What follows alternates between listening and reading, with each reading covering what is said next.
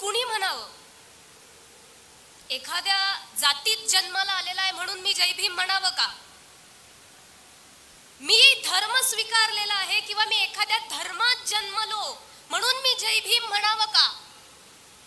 मी जय भीम का म्हणावं आणि जय भीम कुणी म्हणावं? या भारत देशात असलेला प्रत्येक कामकरी, प्रत्येक शेतकरी, कुठला कामकरी, एक उदाहरण देते, जितक्याही मोठ्या मोठ्या बिल्डिंग्स या मुंबईमध्ये दिसतायत ना, त्याच्या बिल्डरच्या हाताखाली छोट्यातला छोटा मजूर जो जो काम करतो त्या प्रत्येकानं जय भीम म्हटलं पाहिजे. जय भीम कुणी म्हटलं पाहिजे? प्रत्येक मुलगी, प्रत्येक स्त्री जिला शिक्षणाचा अधिकार मिळालेला आहे, ज्या व्यक्तीने तिचं स्त्रीत्व फार मुळापासून समजून घेतलेलं आहे, असे असणारे बाबासाहेब आंबेडकर, अशा स्त्रीने, अशा प्रत्येक मुलीने जय भीम म्हणावं. जय भीम कुणी म्हणावं? ज्याही व्यक्तीवरती या संपूर्ण भारतामध्येच नव्हे तर या संपूर्ण जगामध्ये जिथे जिथे अन्याय होत असेल त्या प्रत्येक व्यक्तीने जय भीम म्हणावं. एवढा दरारा जय भीम या शब्दाचा असावा. म्हणून हात वर करून प्रत्येकाने बोलायचंय, जय भीम. डॉक्टर बाबासाहेब आंबेडकरांचा. अराजकतेच्या पार्श्वभूमीवरती मूर्तिमंत शिवराज्य उभं करणाऱ्या जिजाऊ मासाहेब, शेतकऱ्यांच्या मिरचीच्या देठालाही हात लावाल तर तुमचे हात कलम केले जातील, असे स्वतःच्या सेनेला बजावणारे छत्रपती शिवाजी राजे भोसले. सिंहाच्या जबड्यात घालून दात, मोजीन दात ही जात मराठ्याची, छत्रपती संभाजी राजे भोसले. शिव तुझे नाव ठेविले पवित्र, छत्रपती सूत्र विश्वाचे. छत्रपती शिवरायांना प्रेरणा देणारे, छत्रपती शिवरायांना शिकवण देणारे व छत्रपती शिवरायांचे खरे गुरु राष्ट्रसंत तुकाराम महाराज. कोणास न पिढी कमावले ते खाई, सर्व सुख देई आनंदात. हीच खरी नीती, मानवाचा धर्म, बाकीचे अधर्म ज्योती म्हणे. असे स्त्री शिक्षणाचा लढा पुढे नेणारे, प्रत्येकाला सत्य म्हणजे काय हे जाणून देणारे, सत्य शोधक याची जागृती करणारे महात्मा ज्योतिबा फुले. त्यांच्याच पावलांवरती चालत चालत स्त्री शिक्षणाचा लढा देणारे सावित्रीबाई फुले. इतकंच नव्हे, ज्यांच्यामुळे आज आपण सर्वजण इथे आबादित आहोत, उपस्थित. दगडाच्या मूर्ती देव नसून तुमच्या आमच्या देव आहे, ही शिकवण देणारे राष्ट्रसंत गाडगे बाबा, ज्याच्यामुळे आज मी इथे उपस्थित आहे, ज्याच्यामुळे मी बोलू शकते. सूर्य कधी कुणाच्या तळहाताला झाकत नाही, हिमालय कधी कुणाच्या बापालाही वाकत नाही, आणि मी जे बोलते त्याला मला अडवायची कुणाची ताकद नाही. आणि ही ताकद मला मिळालेली आहे विश्वरत्न डॉक्टर बाबासाहेब आंबेडकरांमुळे. या सर्व महापुरुषांना मी प्रथमतः वंदन करते.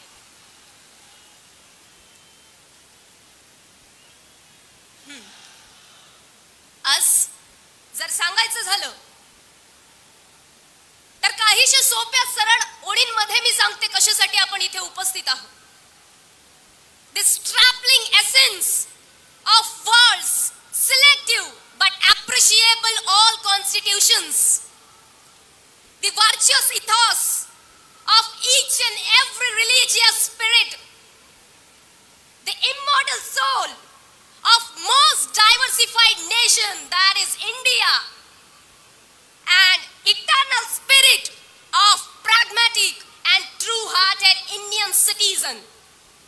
म्हणजेच माहितीये काय, जगातल्या प्रत्येक निवडक व उत्तम संविधानाचा सार म्हणजे भारतीय संविधान. जगातल्या सर्व धर्मांचा सत्य तत्व ज्ञानाचा सार म्हणजे भारतीय संविधान.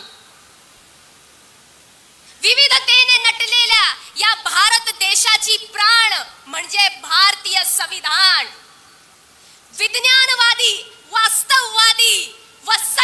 आचरणशील असलेल्या प्रत्येक भारतीय नागरिकांची ताकद म्हणजेच भारतीय संविधान. आणि याच भारतीय संविधानाच्या सन्मानानिमित्ताने, याच्या भारतीय संविधान सन्मान रॅलीच्या निमित्ताने श्रद्धेय बाळासाहेब आंबेडकर यांच्या नेतृत्वाखाली आज आपण सर्वजण इथे उपस्थित आहोत. म्हणून प्रथमतः मी त्यांना देखील वंदन करेन. मी ज्या 4 ओळी म्हणाली त्यातून दुसरी ओळ म्हणजे अशी, सर्व धर्माच्या सत्य तत्वज्ञानाचा सार. धर्म कोणता? लोकांनी तयार केलेला स्वतःच्या स्वार्थासाठीचा लौकिक धर्म नव्हे. लोकांनी धर्म तयार केले स्वतःच्या स्वार्थासाठी, तो धर्म नाहीच.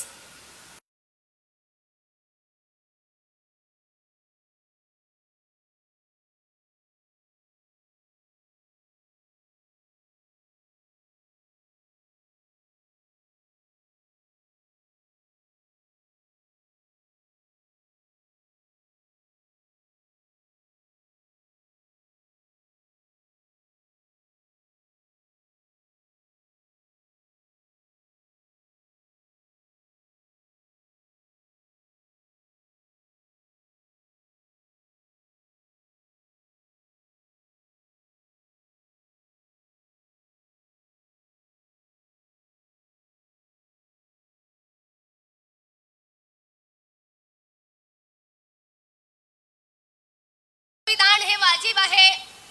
भारतीय संविधान हमारा धर्म कलंकित कर रहा है. भारतीय संविधान हे आमचा धर्म बुडवतोय. हे असे अनेक उद्गार आपल्याला अनेक काहीशा निर्बुद्ध असलेल्या लोकांकडून ऐकायला भेटतं.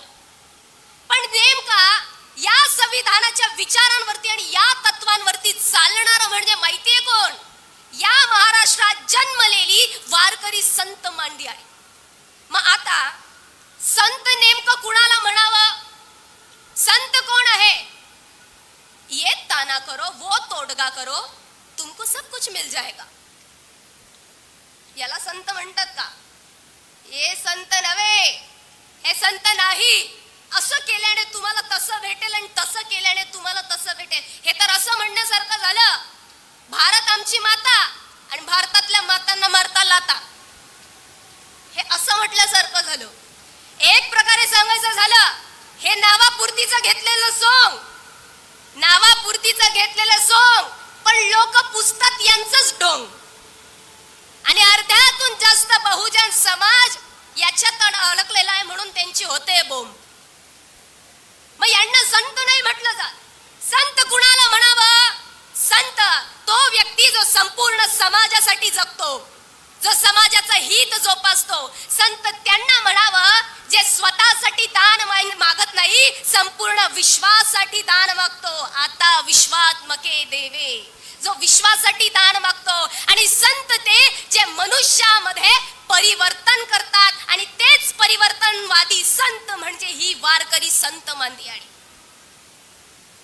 मग वारकरी कुणाला म्हणावं? दुष्ट परंपरा, कुरीती व जिथेही कोणत्या प्रकारचा अन्याय अत्याचार होतोय त्याच्यावरती वार करणारा म्हणजे खरा वारकरी. आणि याच्यावरतीच जे नेहमी चालतात धर्माचे पालन करणे, पाखंड खंडन, तेच संत तुकाराम महाराज जे नेहमी इथे संविधानिक पद्धतीने चालत असतात.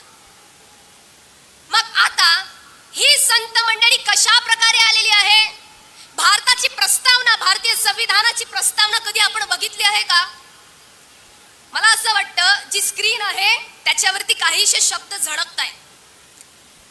तर भारतीय प्रस्तावनेमध्ये 4 मुख्य शब्द आहेत: जस्टिस, इक्वॅलिटी, फ्रॅटर्निटी आणि त्याचबरोबर अनेक प्रकारचे जे महत्त्वाचे शब्द आहे. हेच सर्व महत्त्वाचे शब्द या संविधानाच्या माध्यमातून वारकरी संत मांदियाळी घेतात. 750 वर्षांपूर्वीची ही परंपरा, त्या परंपरेमध्ये सर्वात प्रथम येतात संत नामदेव महाराज. ते नामदेव महाराज या जगात कोणत्याही प्रकारचा भेदभाव नसून सगळेचे सगळे एक आहे अशा एकेश्वर ईश्वराचा वाद मांडतात. पांडुरंग कुणाचा असावा? तर संपूर्ण जनतेचा असावा, ऊच नीचता कोणताही धर्मभेद नसावा ही संत मांडियाळी मांडतात. त्यानंतर आणखी पुढे सांगून जायचं झालं तर ही संत मंडळी त्याच काळामध्ये किती वैचारिक होती ते बघा. संत रोहिदासजी जे नेहमी जातीवादावरती प्रखरपणे वार करतात आणि काय म्हणतात, ऐसा चाहो राज में जहां मिले सबन को अन्न, छोटे बड़े सब सम बसई, रविदास रहे प्रसन्न. आर्टिकल 21. तुम्हाला जीवन जगण्याचा अधिकार आहे, प्रत्येकाला अन्न सेवन करण्याचा अधिकार आहे, सगळे समान आहेत, हा विचार मांडणारे संत रोहिदास. आणखी पुढे सांगायचं झालं संत चोखामेळा. ज्या काळामध्ये कुणी पुढाकार घेत नव्हतं, स्वतःला तुच्छ लेखत होता, आम्ही पुढे कसं जायचं, त्या काळामध्ये क्रांतीची ज्योत पेटवत संत चोखामेळा पुढे निघाले. कुणी रोखलं तरी सुद्धा मी पुढे चालणार आणि त्या पांडुरंगाचं दर्शन घेणार. का तर वारकरी संत मांदियाळी ही त्यांच्या सोबत होती.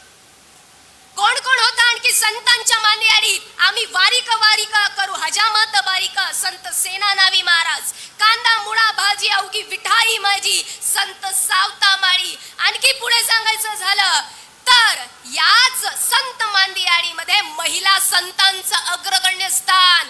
संत जनाई माहितीये काय म्हणतात, डोईचा पदर आला खांद्यावरी, भरल्या बाजारात जाईन मी. माझा पदर जरी खारीक आला, कोणी मला हजारो लोकांनी जरी टोकलं तरी मी बंड करून समाजात जाईल. ही बंड करण्याची ताकद या वारकरी संत मांदियाळी मध्ये होती.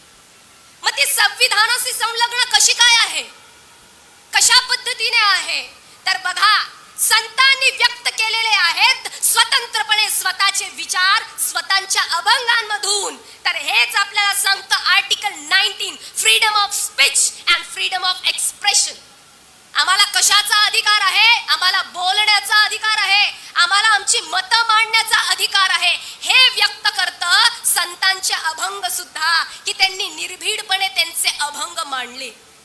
मग वारकरी संत मांदियाळी ही संविधानिक संत मांदियाळी आहे. इतकंच नव्हे, आणखी पुढे सांगायचं झालं तर संत मंडळी विचार मांडतात की या पांडुरंगा पुढे सगळे समान आहेत. छोटा असेल, मोठा असेल, गरीब असेल, श्रीमंत असेल, कुठल्याही जातीचा असेल, कुठल्याही धर्माचा असेल. आर्टिकल 14, इक्वॅलिटी बिफोर लॉ, कायद्या पुढे सगळे समान आहेत, हे संविधानाने अधिकार दिला. तोच अधिकार ही संत मांदियाळी सुद्धा तिथे मांडते की या देवाच्या पुढे तर सगळे सारखेच आहेत. कसे बघा, समविचाराचे असणारी ही संतांची मांदियाळी आणि त्याच बरोबर संविधान आहे. आणखी पुढे सांगायचं झालं संत जनाई बंड तर करतात, संत मुक्ताई नामदेवरायांना उपदेश देतात, ज्ञानोबरायांना उपदेश देतात, त्याचबरोबर 1400 वर्षाचं तप केलेल्या चांगदेवाला उपदेश देतात. हे काय संदेश देतो आपल्याला की इथे स्त्री पुरुष समान आहे. आणि त्यालाच म्हटलं गेलं आहे article 15, prohibition of discrimination on grounds of religion, caste and gender. Gender म्हणजेच काय, लिंगाबद्दल कोणीही भेदभाव करणार नाही. संविधानाच्या बरोबरीतच असलेली ही संत मांदियाळी जी सर्वांना समान मानते. आणखी पुढे सांगायचं झालं ही संतांची मांदियाळी संत नामदेवांपासून तर संत शेख मोहम्मद यांच्या पर्यंत कशा पद्धतीने समान आहे. तर इथे कुठल्याही प्रकारचा भेदभाव कसा नाही. संत चोखामेळा वारीमध्ये निघाले आणि त्या वेळेला अस्पृश्यता ही फार जोरदार पद्धतीने मानली जायची. आणि वारीला निघालेले असताना संत चोखामेळा भजन म्हणत म्हणत जातात, जोहार मायबाप जोहार, तुमच्या महाराजचा मी महार, असे उद्गार काढतात. आणि असंच अभंग म्हणत म्हणत माहितीये काय म्हणतात, हे देवा माझ्याने तू वाटणार तर नाही ना, तुझा भजन करणारे जे संत आहे त्यांना जर मी स्पर्श केला तर ते तर वाटणार नाही ना. हा विचार करत संत चोखामेळा नामदेवरायांच्या भेटीसाठी गेले आणि नामदेवरायांचा एक हात दूर होऊन खाली पाया पडण्यासाठी संत चोखामेळा वाकले. त्यांच्या मनात प्रश्न होता, मी तर अस्पृश्य आहे, संत नामदेव महाराज माझा स्पर्श कस काय सहन करतील, म्हणून मी दुरून चरण स्पर्श करतो. परंतु संत नामदेव महाराज काय करतात, स्वतःच्या दोन्ही हातांनी चोखामेळांना उभा करतात आणि घट्ट असं आलिंगन देतात आणि कोणीच अस्पृश्य नाही, कोणीच महान नाही, सगळे समान आहेत. फक्त विचार शुद्ध असण्याची आवश्यकता आहे. याच विचारधारेला धरून चालणारी ही संपूर्ण संतांची मांदियाळी आहे. आणि हेच संविधानामध्ये आर्टिकल 17 सांगितलं आहे, ॲबॉलिशन ऑफ अनटचेबिलिटी. कशा पद्धतीने संविधानामध्ये मांडलेले जे विचार आहेत हे भेटले की तुम्हाला भेटतो जस्टिस म्हणजे न्याय. आणि हेच संतांच्या मांदियाळीत सांगितलेलं आहे की संत हे सगळे तत्व पाळतात आणि संतांकडे न्यायच आहे. मग maturity is when you will understand. Warkari हे पुराणमतवादी नाहीत, वारकरी हे संविधानवादी आहे. संविधानाला धरून चालणारी ही संपूर्ण वारकरी मांदियाळी आहे. ही संपूर्ण मांदियाळी आहे. हेच आपण सर्वजणांनी प्रत्येक व्यक्तीने लक्षात घ्यायचं आहे. आणि जो अधिकार आज आपण म्हणतो तेच तुकोबाराय म्हणतात, सकळासी येथे आहे अधिकार. प्रत्येकाला इथे अधिकार आहे. जाता जाता एकच बोलेल, किसी को पैसों का अभिमान तो किसी को अंधे धर्म का अभिमान. किसी को पैसों का अभिमान तो किसी को अंधे धर्म का अभिमान. लेकिन इन्हें नहीं पता सत्य, त्याग, प्रेम और न्याय से युक्त है हमारा भारतीय संविधान. पुन्हा एक वेळेस जय भीम, जय शिवराय.